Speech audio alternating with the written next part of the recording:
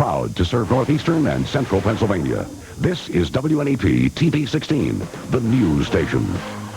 Now, Nolan Johannes, Karen Harch, Jack Ruland in Skycam 16, meteorologist Tom Clark with his backyard forecast, and Tim Carlson Sports. This is Newswatch 16 Update. Former American hostage David Jacobson met with President Reagan at the White House today. Later, the president told reporters to back off on those stories about an arms deal with Iran. There have been reports that the U.S. offered military parts to Iran to try to win the freedom of the hostages in Beirut. The president says those stories could endanger the lives of the remaining hostages. Some say a controversial television ad could be the reason Bill Scranton lost the race for governor. Newswatch 16's Bob Costantini talked with Scranton at the state capitol today. The ad did not feature Bob Casey. Is Bill Scranton qualified to be governor? The last ad for the Casey campaign was a clear attack of Bill Scranton's long hair days. Scranton joined Transcendental Meditation and became a disciple of the Maharishi Mahesh Yogi. Time magazine said Scranton traveled the world evangelizing for Transcendental Meditation, and he said his goal was to bring Transcendental Meditation to state government. Well, I was very angry, personally, and I think anybody would be, because it clearly did not depict the Bill Scranton that I know I am, and not that I expect the opposition to do so, but I thought it went beyond the bounds of fairness and decency. The ad was only shown in northeastern and central Pennsylvania television markets. Its aim was to turn conservative Republicans off to Bill Scranton. Some analysts say it cost Scranton votes he counted on and did the trick for Casey. I think it's oversimplistic to say that ad did me in. The lieutenant governor hasn't decided what he'll do when he leaves office. He may write. Will he move back to Lackawanna County? I might. I could very well. It all depends upon what is available out there for Bill Scranton to do.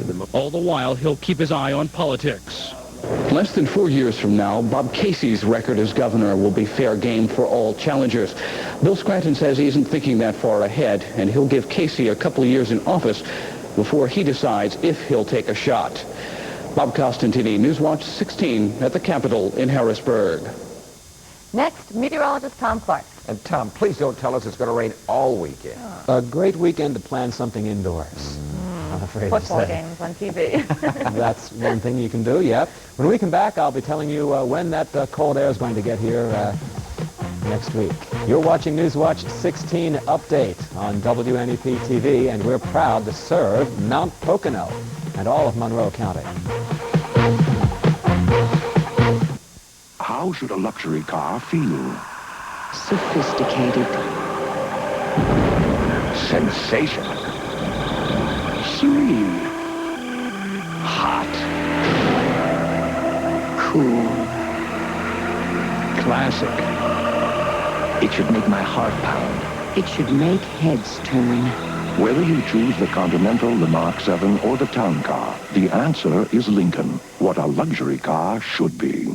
Right now, let's go fast out to the backyard. Tom, how is it out there? Well, it's cold and damp, Nolan. A typical November night. The rain has ended. About 1/10 of an inch fell here.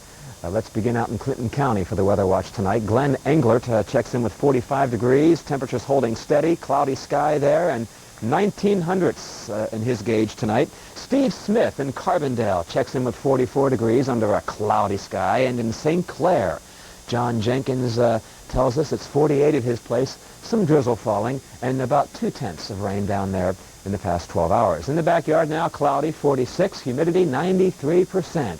There's quite a bit of fog in the area tonight. East wind at 4, the barometer 30.42 inches, and holding steady. 47 and 28 was the range here today. 76 degrees back in 1975, and some rain a year ago today here as well. A view tonight from downtown Scranton. Streets a bit wet, but no freezing rain tonight. Satellite image just in. You can see the clouds in the east. We do have a confrontation between 40-degree air and 60-degree air now beginning to take place over Pennsylvania. And you can see the rain clouds over the eastern states of the U.S. Big storm system, blizzard conditions over Montana tonight. 22 inches of snow at the Snowbird Ski Resort in Utah today. Now that very cold air behind that front there, that cold front, will be coming into Pennsylvania Sunday night and with it more rain and a fairly big drop in temperature heading into Monday and Tuesday. 86, the record high today in New Orleans. There's the radar view this evening. Most of the rain has ended over Pennsylvania, but you can see a lot of rain now beginning to break out once again south of Pennsylvania and out to the west, and it's all heading in our direction. For tomorrow, no joy. We won't see the sun at all, and temperatures a little bit warmer than what we had today, but more rain is going to develop, perhaps even tomorrow morning. 59 in Canton, about 56 in Fleetville, Mount Pocono, 56 tomorrow. That's about 10 degrees warmer than what it was today. Delano, 57, and for you Penn State fans heading out to Beaver Stadium, take along an umbrella. I expect some rain for the game, but 62, that's not too bad temperature-wise. And the wind tomorrow, kind of gusty out of the southeast at 10 to 20. The sun will be coming up tomorrow morning, believe it or not, 6:43, and 4:51 is sunset tomorrow. Overnight, some dense fog, especially in the elevations, and some more rain could develop by daybreak, 45 here. Temperatures rising a little bit between now and daybreak.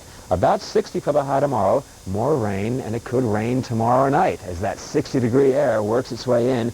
Middle to upper 60s on Sunday, a windy day, the front coming through late in the day, and Sunday night, more rain. And then on Monday and Tuesday, temperatures getting back down to below normal. So have a good weekend. Okay, you Tim. too. Thanks, Tom.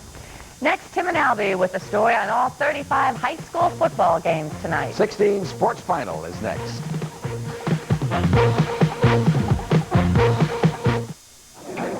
Hey, bartender. Yeah, what'll it be? Just ask me, what do you have? What'll you have? Bobbin flavor. What'll you have? Bobbin flavor. Give me a pass. A blue ribbon, half blue ribbon beer. Rockin' taste is what I favor. True taste is what I savor.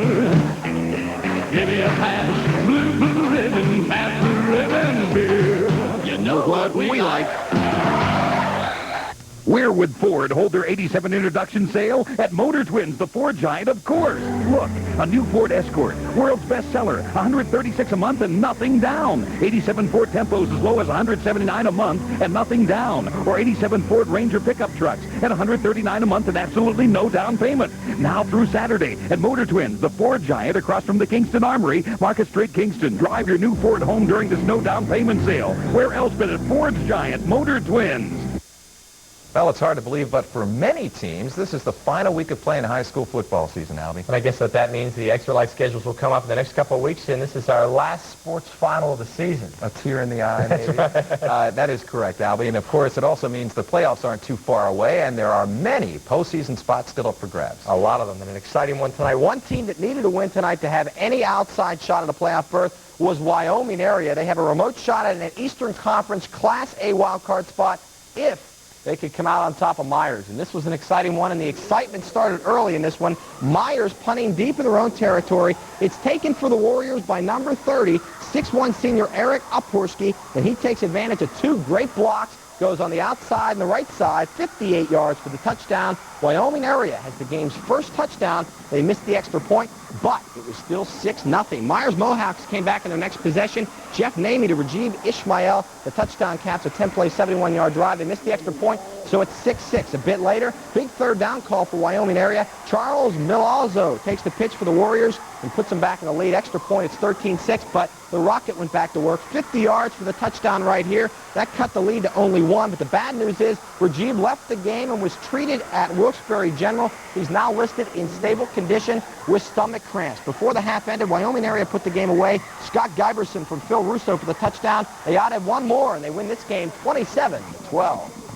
If there was one key, what would it be? I think good defense. I think our kids were tough, and we knew we had to stop a great running back, and in the games that we've played against great running backs, we've done that.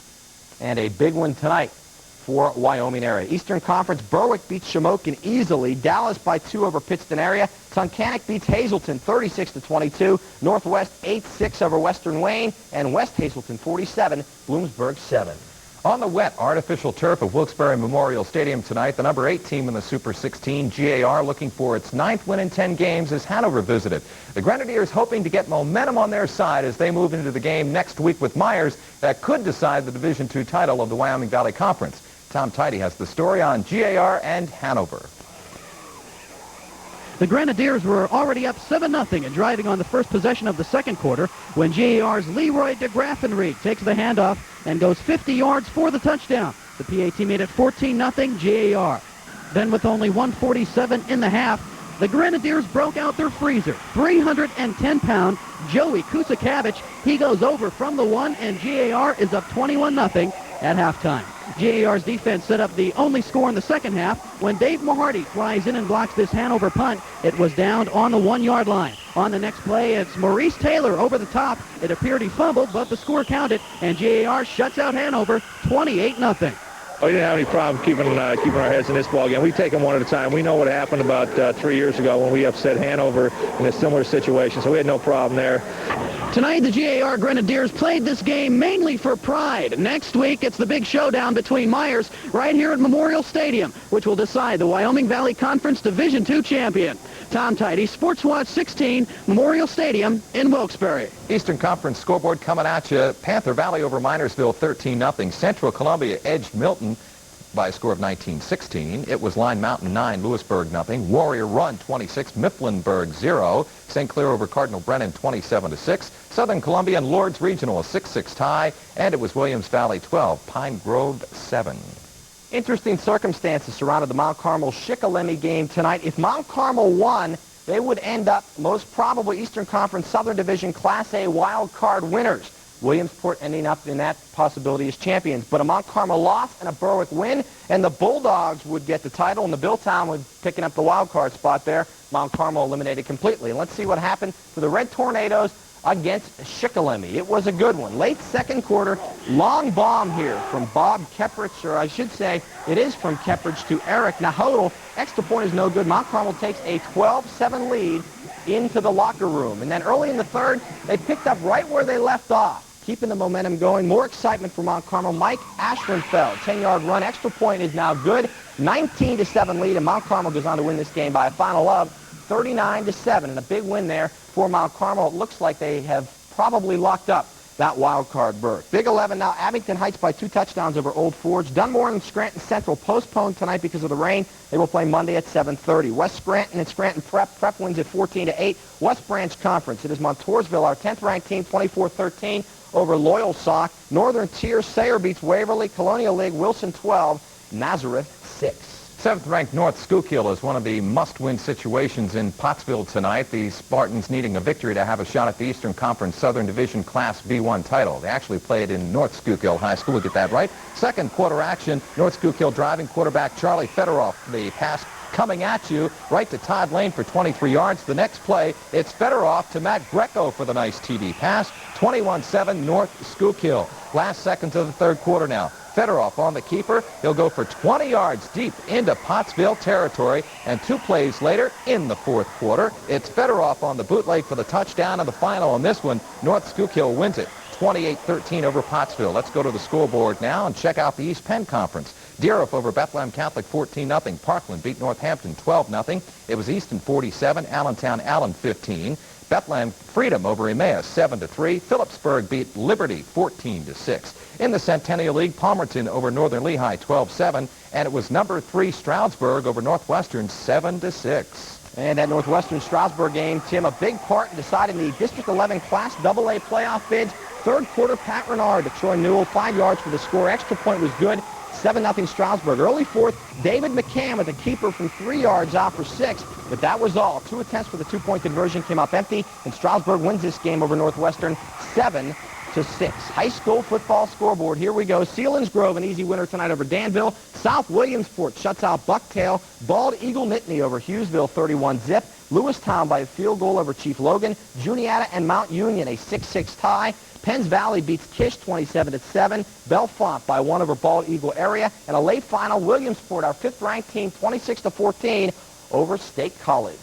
And there it is, the final Friday full of football. Next week, very few games, Alan. Yeah, only 25 games will be on the schedule. Scores and highlights at 11 o'clock. All right. Of course, Penn State is back home tomorrow with the University of Maryland in town. The Nittany Lions going for their 9th win of the year without a loss.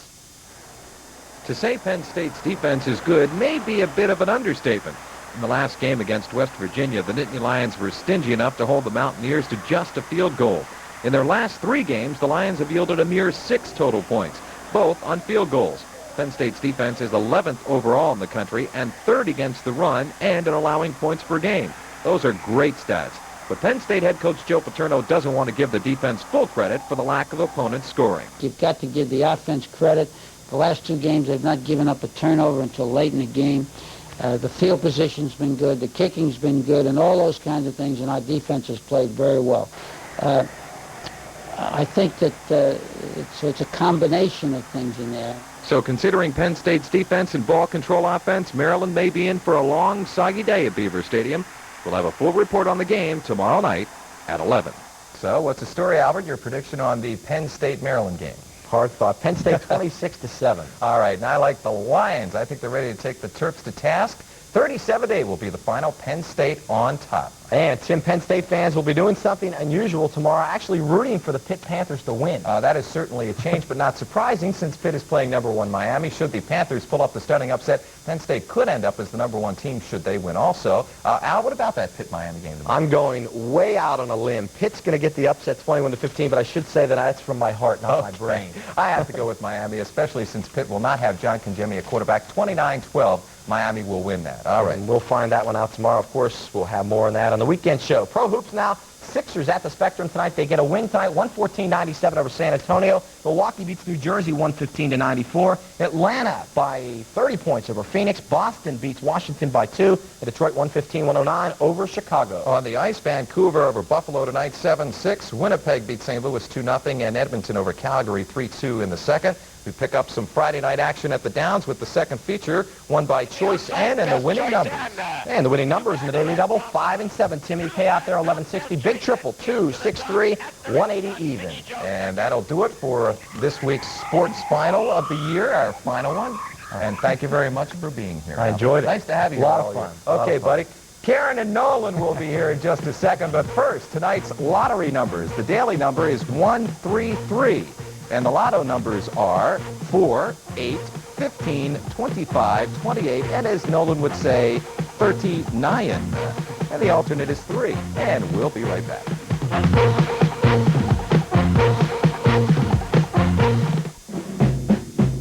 Yuengling was brewing premium beer back in 1956, in 1919, in 1860, and all the way back to 1829. 5 generations of the Yuengling family have been helping America quench her thirst for over a century and a half. What a tradition. What a great beer. Yuengling, America's oldest, is still America's best. And that's a promise from Dick Yuengling himself. Ah, poor soul, torn between the shrimp, fish, or chicken, eh? Ah, shrimp, fish, or chicken. Yes, I too have faced that dilemma. My advice? Combination meals. Well, thanks. Yes, sir. Long John's combines our favorites and now features the ultimate shrimp, fish, and chicken dinner at one great price. So stand tall and order with confidence. I already did. Long John Silver's. Any suggestions? Ah, sounds good to me. Finally tonight, another big boost for our area's economy. A brand new department store in Wilkes-Barre opens tomorrow with almost 200 jobs. But as Newswatch 16's Mark Davis reports, benefits from that new department store have already started. Darlene Fisher used to work in a delicatessen. She had been looking for a change, a new job with a future and a chance for advancement. Now she's found it. The 26-year-old Wilkes-Barre Township woman is one of the new Hills employees. Somebody in your situation, this is a good thing happening with a store like this coming in? Oh, sure. It's just what this area needs. For others, the story is much the same. They seized the opportunity and now have new jobs and are working to get this store open on time. 190 people work here, full and part-time. For employees like Linda Trethevin, it's welcome change. I'm glad. It's about time we get some jobs and keep the people around this area instead of them going all over the creation to find new jobs. I'd rather them stay in the area. This is the 4th new Hills store to open in our area in just the last 12 months. It's been good for Hills to expand, but it's also been good for the area economy with hundreds of brand new jobs. Mark Davis, Newswatch 16, Wilkes-Barre. And that's Newswatch 16 update for our big Football Friday. For the team, thanks for joining us. Have a nice weekend. Good night.